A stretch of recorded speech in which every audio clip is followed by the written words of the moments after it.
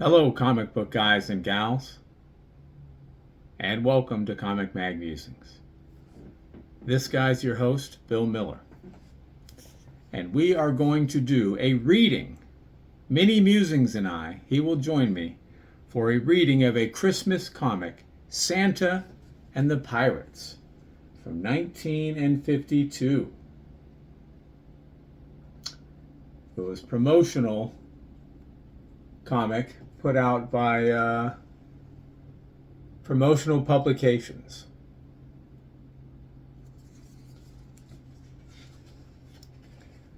This is what it looks like inside. Show a couple different pages, and then we'll get to reading.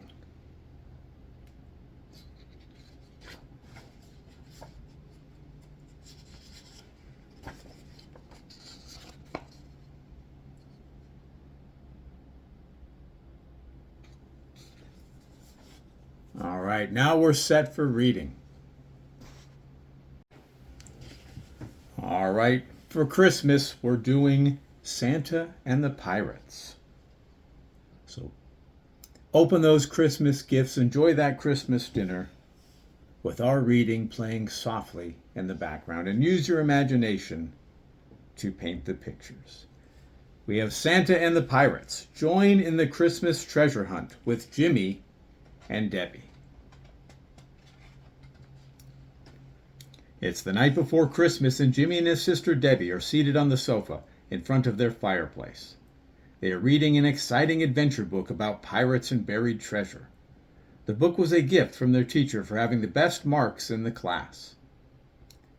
"Gosh," says Jimmy, "I wonder if Santa ever visited pirates." "I don't think so," says Debbie. "Santa only visits those who are good, and pirates are not very nice people." "I wish I could have sailed the bounding main as a pirate for just one Christmas Eve to see what really did happen," says Jimmy. "Ship ahoy! Pipe the poop deck! Hoist the mizzenmast! Aft the bulkhead! Boy, am I some captain!" "Some captain is right," laughs Debbie. "With orders like that, you'd probably sink the ship." Soon, however, Jimmy and Debbie become very tired, and in no time at all are fast asleep over their storybook. As they sleep, lo and behold, their book begins to grow and grow and grow. The book grows so large that Jimmy and Debbie are small enough to sleep right in the middle of it. With a flapping of its pages and cover, the pirate book rises off the sofa and flies right through the wall of the house, straight up into the sky, and heads in the direction of the North Pole. After a while, Jimmy and Debbie are awakened by the cold and are surprised to find they are sailing over the North Pole on their book, and the book has sprouted sails from one of the pictures of a bounty. They then notice they are dressed in pirate costumes, like the ones in the stories. "Oh boy," says Jimmy, "we are real pirates, and look where we're heading, Debbie. The North Pole and Santa Claus." With a slight bump, the tall-masted sailbook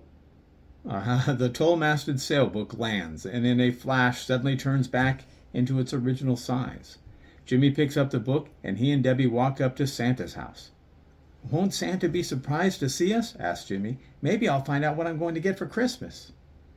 Debbie says, "You're not supposed to know until Christmas morning, silly." "I guess you're right, Debbie," agrees Jimmy as he knocks on Santa's door. The door opens, and they are bowled over by a flood of tears from inside the house. Santa is crying. "Forgive me, children," weeps Santa. "I'm crying because it's only 6 hours away from Christmas and all the toys are gone." "Oh my," says Debbie. "Oh no," says Jimmy. "Oh yes," says Santa. "The toys were stolen by the meanest and cruelest pirates of the seven seas, Captain Bruto and Jolly Roger. The only thing I have left is an extra set of electric trains. Woe is me." And Santa continues to cry. And Jimmy and Debbie start to cry.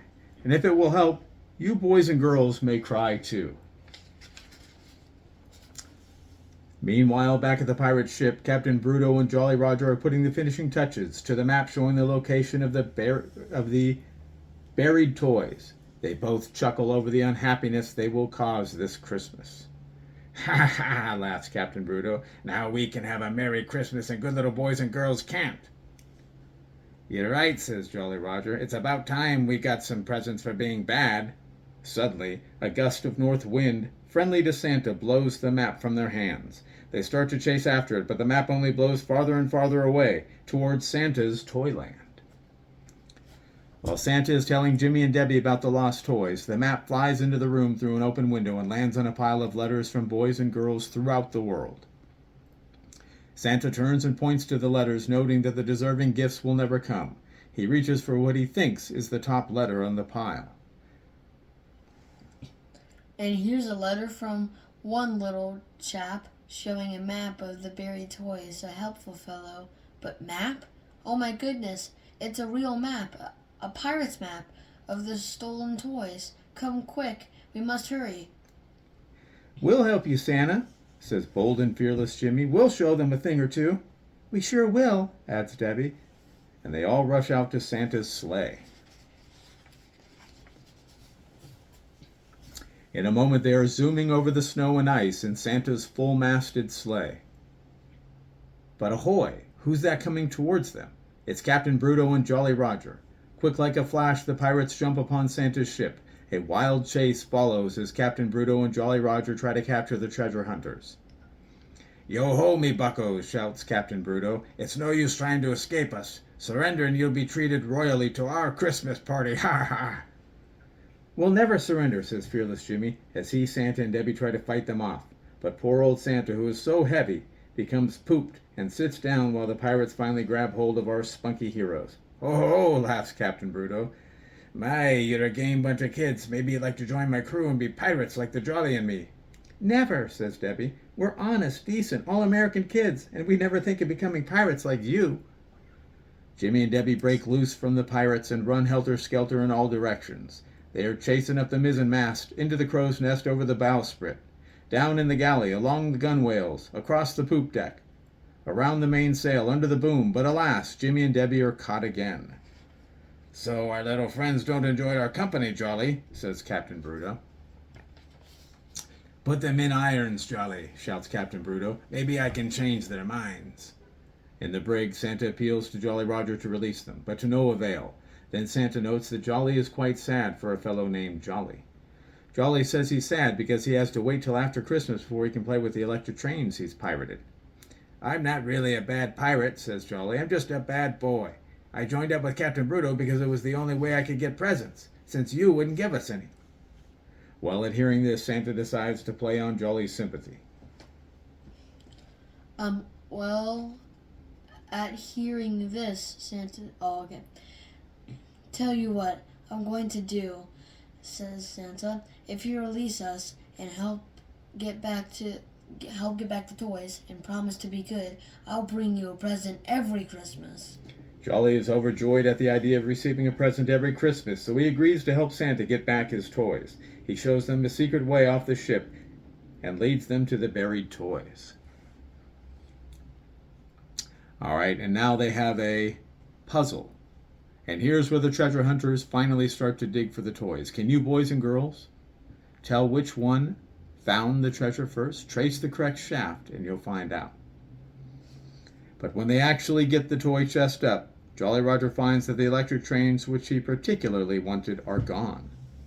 Well, at this, Jolly is fit to be tied. He rants and raves while Santa tries to quiet him with the promise of another set of trains. But Jolly is too excited to listen. He suddenly rushes back to the pirate ship with Santa, Jimmy, and Debbie in hot pursuit. Aha! Cries Jolly as he bursts into Captain Bruto's cabin. Just as I thought, you double-crosser on Christmas Eve, too, so you couldn't wait, eh? And sure enough, there on the floor is Captain Bruto playing with the electric trains. Avast, ye landlubber, yells Jolly at the surprised and embarrassed captain. Draw your cutlass, this is the end. A terrific duel takes place as Jolly says, These trains are mine. No, they're mine, shouts Captain Bruto. The pirates swing at each other with all the fury of a hurricane. Suddenly, with the same stroke of their cutlasses, they accidentally cut each other's belt, and their breeches fall. Quickly, they both pull up their breeches as Santa, Jimmy, and Debbie come running into the room. Im- Imagine two grown men fighting over a set of electric trains. Aren't you ashamed of yourselves? I guess we are, Santa. Please forgive us, Captain Bruto and Jolly Roger plead. Santa says he will forgive them if they promise to be good and change their ways. If they do, he will give them presents every Christmas.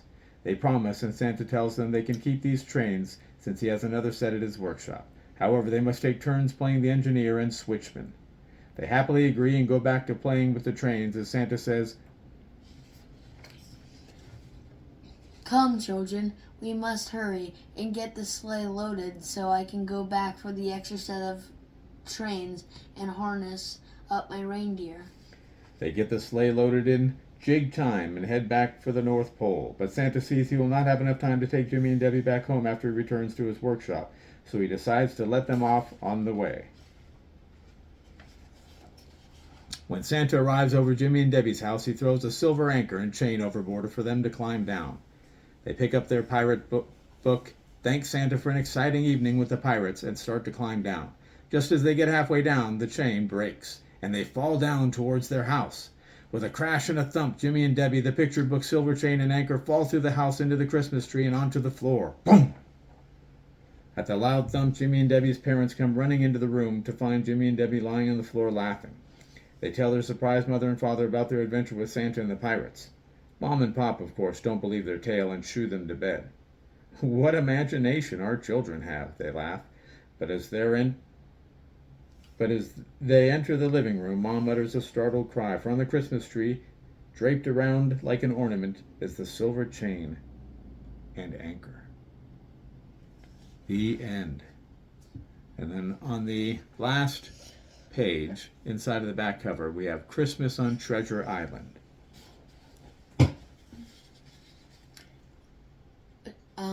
While taking a bath on Christmas Eve, my tub arose, I do believe. Bubbles around my head, it would seem, carried me off in a clouded dream. Across the ocean's treasure island to see the chests of gold that were to be. What a surprise I found on shore. There was an old Santa and something more. Ice cream, soda pop, peppermint cane, Santa's North Pole on the bounding main. He gave me chocolate with foil like real gold, a spoon to eat ice cream, all I could hold. I scooped up the ice cream, not a moment to spare.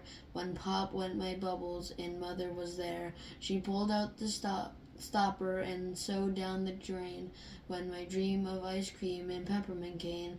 But Santa, I'm sure, will treat me just right, for I've been good with all my might. To bed I must go, so as not to miss my dream of the Isle and a Merry Christmas. All right, and that concludes our reading of the comic book Santa and the Pirates from 1952. Many Musings and I wish you all a very Merry Christmas and a Happy New Year.